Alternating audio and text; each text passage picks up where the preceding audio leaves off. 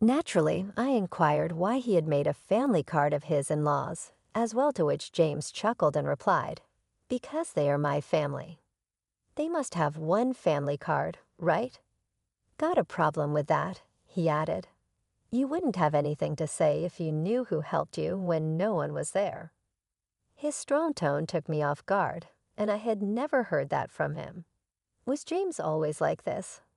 He said, "If you are grateful, then do better with my family. Then you will be family to me. In a sense, you are in some kind of trial period until then." I had never heard of a trial period in marriage. James went on, seeing I was quiet.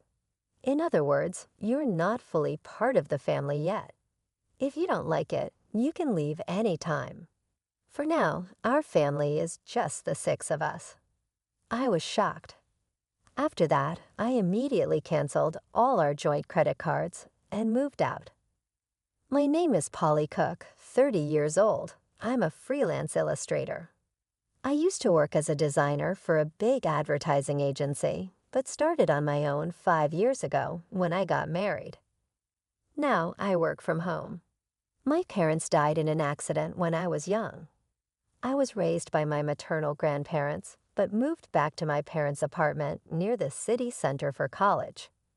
I've been living there ever since. I met my husband James at an Italian restaurant where he worked. It was a nice place with reasonable prices and good food, so my colleagues and I often went there. That's when James, the handsome waiter, became a topic of conversation. Indeed, he was good-looking. The manager once joked that a lot of the regulars came just to see James, and I could see why. I won't deny that I became one of James's fans because I thought he was really cool. He really stood out for some reason. We quickly became closer, and soon people were calling us a couple. Surprisingly, we ended up getting married. I don't remember much about that time. It's almost like I was in a daze. When I snapped out of it, I was married to a man I was calling my husband. But I loved James then and was happy when we got married. I quit my job as a designer at the company and started working independently. It was a friendly departure, and I continued the same kind of work, but on my own. James kept his job at the Italian restaurant, working different hours, sometimes late into the night. It became hard to work as usual, and I had always wanted to work independently, so I decided to go for it. It's a good idea, Polly. It'll be easier for you, and it's great to keep doing what you love. James supported my decision. That's how our life as newlyweds began. We both didn't care for flashy things, so we decided not to have a wedding ceremony and just officially registered our marriage. We met each other's families briefly, and that was it. James went to work, and I worked from home and did the household chores. Our schedules were irregular, but we kept in touch and waited to have meals together when we were both home. It was a happy, simple life, and I thought, marriage is nice. But about a year after we got married, everything fell apart. My family wants to come over. Is that okay? James asked one day. Of course, I said it was fine. I had only met and briefly talked to James's family at our initial meeting, so I thought this was a good chance to get to know them better. Having lost my parents at a young age, I always admired James's large family. But when his family of 5 arrived, I was left speechless. "Hey, which room is mine?" His sister asked as soon as she walked into our house. James's sister, who is 35 years old and 3 years older than both James and me, worked at a local supermarket. I was shocked by her rude behavior, so different from the polite greeting she gave me when we first met. James's 22-year-old sister was also there, but she was quiet and just stood there without saying a word. I remember she barely spoke when we first met. Hurried by James's sister, I showed the 2 sisters to the guest room and James's parents to the room that used to be my parents' room. It was the only Japanese-style room in the apartment, so I thought it would be best for them. After settling into their rooms, James's sister announced, "Well, since we're going to be living here together, you better start serving our family properly." I was confused by what she meant, but when I looked at James for help, he just laughed in a way I had never seen before. It turned out his family had given up their own home and moved into my apartment without telling me. "Sorry, our family home suddenly had to be vacated, and they had nowhere to go," he explained. "I wish he had told me earlier. I had thought it was just for a day or 3, and this was really inconvenient." When I mentioned this to James, trying not to upset him, he looked down and apologized. "Please, just until they find somewhere else to go," he pleaded. I couldn't say no. How could I turn away people in need, especially the family of someone important to me, without even a place to go? I reluctantly agreed to live together on the condition that they find a new place as soon as possible. But I would come to regret this decision. James's family showed no restraint. All 4 of them, from the day they moved in, did nothing and left everything to me, saying whatever they wanted. They made no effort to look for a house or a job. When I asked about their jobs, I was in for another surprise. "Oh, I quit that lousy supermarket job," she had said. She was employed, but apparently it was just part-time work. I had thought she worked full-time because of her age, but she told me she hadn't had a steady job since high school. James's parents also had part-time jobs, which they quit before coming here. And of course, James's other sister was unemployed. She had claimed she was a student, but that was not true. "Why should I work when I've become part of a wealthy family?" she asked. When I asked who she was talking about, I got another shocking reply. "You, of course. You got a big settlement and insurance money from your parents' accident, and you don't even have a mortgage on this apartment. You can live without working," James's sister said, laughing. I complained to James when he got home, but he yelled in a way I had never seen before. Everyone's tired from suddenly having to leave their home. Let them rest for a while, or do you want to kick out my family, Polly? Stunned, I froze. Then James suddenly softened his tone. "Sorry for yelling. I'm having a tough day too. Can you just be a little more patient?" Looking back, James was skilled at manipulating situations with a mix of kindness and harshness. But at that moment, I didn't see it and agreed to endure a bit longer.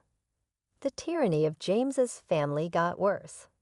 They treated me like a servant at home and demanded money when going out.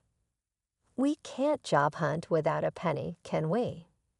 "It's fine, but if we can't find work, we'll just keep living here," they said. I reluctantly gave them some money, which they claimed to have spent without finding jobs. They probably never looked for work, but if I said that, they would accuse me of lying without proof, and James's whole family would blame me for hours. Telling James didn't solve the problem. Everyone's frustrated about not finding jobs. "Sorry, just bear with it a little longer. I'll talk to them," James said, trying to smooth things over. But as time went on, I felt like saying anything was pointless. However, the frequency of them asking for money gradually decreased, perhaps because James said something, so the issue seemed to resolve itself. Of course, the money I had given them was never returned. Then after about 2 months of living this way, I noticed something alarming. Why is the credit card bill so high? Could it be unauthorized use? When I quickly checked the credit card statement, all the charges were made with family credit cards. The purchases included food, drinks, books, games, and even expensive brand bags and clothes. Each item was labeled with a number from 1 to 6, showing that 6 family credit cards had been issued. These credit cards were in my name, with James using the family cards. "It seems like you'd be better at handling this, and it's more convenient to consolidate payments, right? Can I leave it to you?" He had said, and I ended up managing them. But it turned out these family cards had been issued without me knowing. James's family stopped asking for money because they could now make credit card payments and cash withdrawals. When I confronted James about why he made family cards for his in-laws without asking me, he laughed and said, "Well, you complain when they say they have no money, so what choice do I have? Besides, you know who took you in when you were all alone, right? Can you really say such things to the important family of your benefactor?" I was stunned into silence by his bold tone, unlike anything I had heard before. Was James always like this? "If you're grateful, you should serve my family more. Then I'll acknowledge you as family too. Until then, consider it like you're on a trial period," he continued. I had never heard of a trial period in marriage. Seeing my silence, James pressed further. "This means you're not yet an official family member. If you don't like it, you can leave any time. Right now, it's just the 5 of us in our family. Useless parasites get out." That's when I realized James's true nature. I felt as if all the blood had drained from my body. Shocked, I considered divorcing James. In fact, I began to wonder why I had married James in the first place. Initially, I just thought he was a handsome guy. Like the other girls, I was just excited about him being handsome without any particular reason. Then one time, when I went to the restroom, James approached me. "You seem different from other people, Polly." I don't know, kind of mystical. Sorry, it's not something I should say to a customer. I was surprised but kept listening, and I gradually started to pay more attention to James. Maybe that was his plan, to make me like him. When I think about it calmly, it makes sense. I remember once when James came to our table for small talk, a colleague jokingly said I was a wealthy lady living alone in a condo. It was right after that he started talking to me, probably because he was interested in my wealth and the condo. Honestly, James wasn't really my type. To put it nicely, he was modern. To put it bluntly, he seemed a bit frivolous. I liked mature men who spoke quietly and seriously. But somehow, I ended up falling for James. I always found that strange since James was the typical handsome guy, and it must have been easy for him to charm a woman, especially someone like me who was new to the workforce and not used to men. I fell for his tactics and ended up marrying him. This thought made me feel so frustrated and embarrassed. I felt like destroying everything in the house, but I wasn't foolish enough to act on that impulse. Instead, I decided to get revenge. To do that, I needed to endure this life a little longer, just like James manipulated me. I planned to control his entire family. The condo we live in was bought by my father with a mortgage soon after I was born. It wasn't very expensive back then, but the area developed rapidly with a new shopping center nearby, and now it's considered a luxury condo. My parents, hoping for more children, bought a spacious condo. That's why there's enough room even with James's family moving in. But even with its decent size, having James's family around is a nuisance for me, especially working from home. I'm enduring this only for the sake of revenge. As James' sister said, there's no mortgage payment for this condo. When I was 4, both of my parents died in a car accident. They were coming back from my paternal grandfather's funeral when they collided with a speeding car on the freeway. That day, I was supposed to go with my parents, but I caught the flu that's going around and had a high fever. So my maternal grandparents came to the condo where we lived with my parents to take care of me, leaving me as the only one who survived. The mortgage payments were covered by the group credit life insurance, so the only housing costs I pay are the management fees and property taxes. James, seeing the amount, said he would contribute just a bit more than that to our household expenses. There's no mortgage, so if I put in that much, we should manage with Polly's income, right? We'll each use our own earnings for personal expenses. Sounds good, doesn't it? I agreed, thinking maybe he was right. Until then, I had been paying for everything by myself, so I thought his contribution would lighten my load. Looking back, it was foolish, but at the time, I was blinded by my love for James and just went along with whatever he said. James probably thinks he's the head of the household and the one supporting me, which is why he can so easily call me a parasite. But in reality, it's different.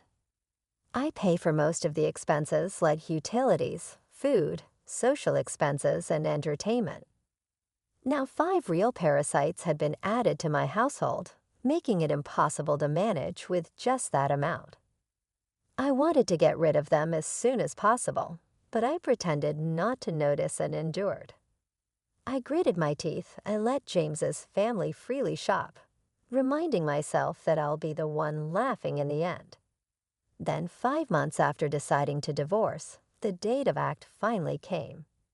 I'm tired. Please decide. It's either me or your family, I told James, presenting him with a final decision. He was surprised, but I continued without concern.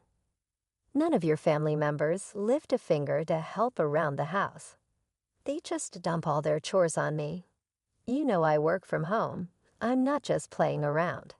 Yet they treat me like a freeloader and tell me to know my place since you're supporting me.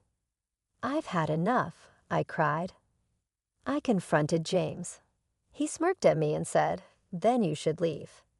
Didn't I tell you before? You're not really part of this family yet. Giving up like this means you didn't earn your place in the family. I acted shocked as I looked at him. What are you surprised about? If you can't live with my family, then you're the one who has to leave. Oh, and since I'm not at fault, I'll take this apartment as alimony, and I'll take half of your savings as part of the property division. Ah, so that was his plan all along. That's why his whole family kept harassing me, trying to drive me out. I knew it, but hearing it said outright was still a shock. It was someone I once loved and even married. But thanks to this, I made up my mind. Fine, I said, deciding to divorce James. But this condo is mine, and I'm not at fault either. What did you say?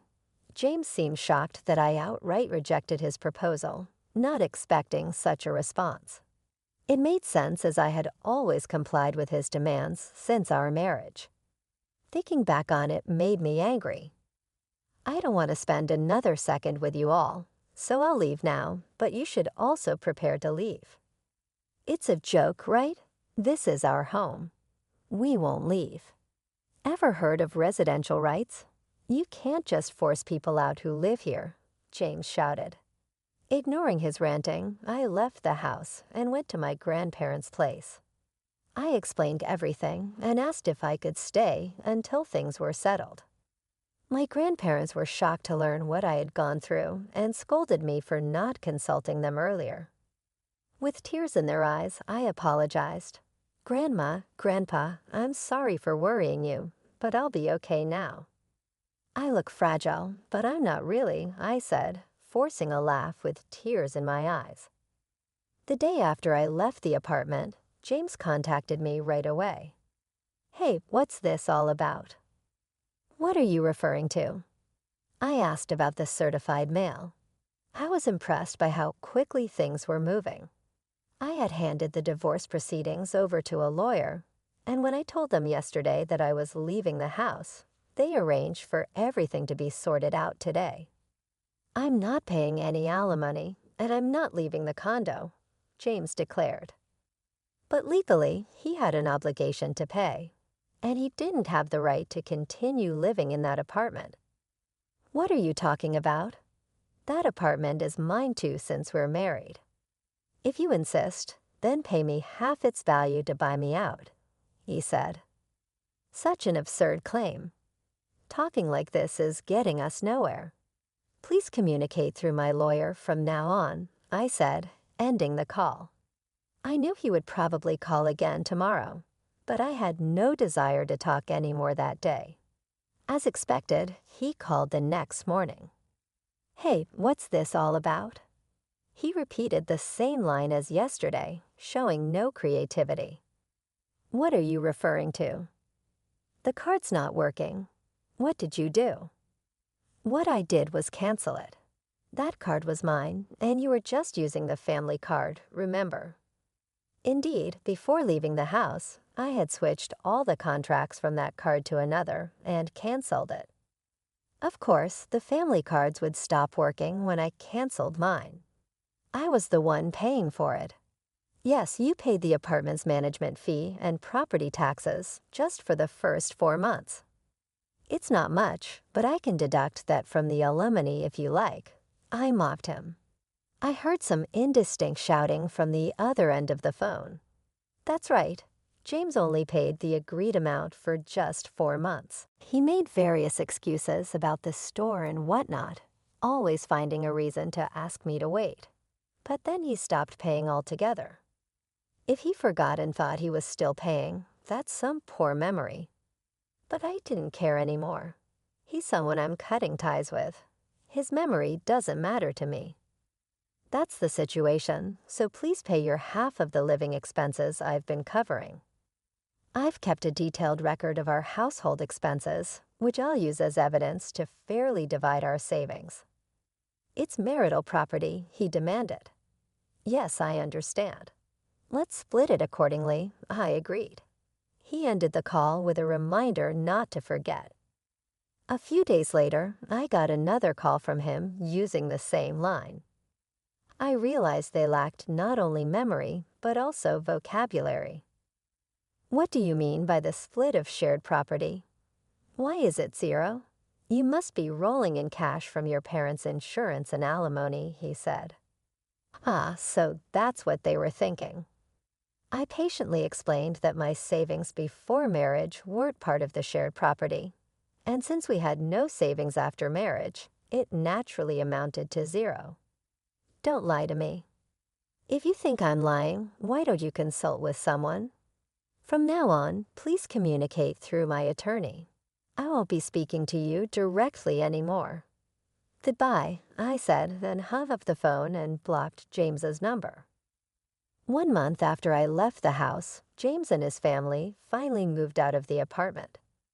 Not because they had a change of heart, but because they couldn't sustain their lifestyle. Naturally, James's income alone wasn't enough for a family of 5. They were used to shopping extravagantly with my card. Telling them to cut back now was impossible. I had let them use the card intentionally, knowing it would come to this. His family started pestering James for shopping money, and when he refused, they began stealing from his wallet. Even when James got angry, they blamed him for kicking me out. To top it off, the electricity, gas, and water were all shut off. Of course, I had arranged for that since I didn't plan to live there for a while. James tried to get the utilities restored immediately by phone, but the house was in my name, so no one else could reconnect them if the owner had stopped them. During the hot summer and early fall, his family couldn't handle the extreme heat and eventually left the condo. Where they went, I neither know nor care. James tried to stay until the end, but he eventually gave up because there was no electricity and he couldn't bathe. The divorce proceedings went faster than expected, not because James had a change of heart, but because he made mistakes. He cheated on me while we were still married, or rather he started making moves on someone thinking he could kick me out soon. He boasted about owning a luxury apartment in a prime location downtown, using it to attract young girls. It's surprising he did this while his family was around, but he had a history of such behavior, so they didn't mind. Before leaving, I had installed cameras in several places in the house, which captured all the evidence. Maybe he underestimated me, but he really did disrespect me. He brought his family into my home without my permission, made a family card, left me the bill, kicked me out, and cheated on me. I demanded a hefty sum in alimony for all these. When James saw the amount, he turned pale and desperately pleaded for reconciliation. But I had no such intentions. Knowing he couldn't pay, I made him borrow as much as possible from his company and took whatever I could get. When I threatened to sue him for fraud over the family card, he reluctantly agreed to my terms. Well, I hope he does his best to pay off his debt. The divorce is finalized, and I'm still staying at my grandparents' place. I haven't decided what to do with the apartment yet. I might sell it. I treasured it because my parents left it to me, but since they passed away when I was very young, and I have no memories of them, plus all this has happened, I think they'd understand if I let it go. My work as an illustrator is picking up. I might live alone again, but it's a good time for that. I can work just fine staying at my grandparents'. I'll depend on them a little longer, then move forward with strength. Next time, I won't be fooled by a man who's only good-looking. I hope to find a partner I can share my life with.